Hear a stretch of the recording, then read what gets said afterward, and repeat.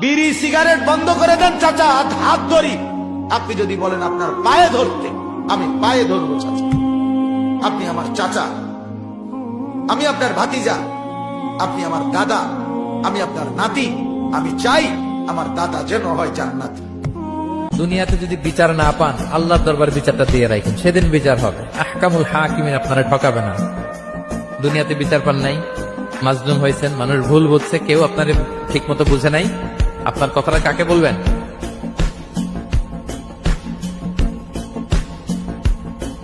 প্রত্যেকটা বান্দাকে আল্লাহ জীবনে একবার সুযোগ দেয়। সে যে ধর্মেরই হোক, একবার সুযোগ আল্লাহ দিবেই দিবে, কিন্তু সুযোগটা কখন আসবে আল্লাহ জানায় না। তো সেজন্য ওয়াকুনু মা সাদিকিনের আয়াত আমল করতে হয়। আর একটু জোরে বলি না সুবহানাল্লাহ।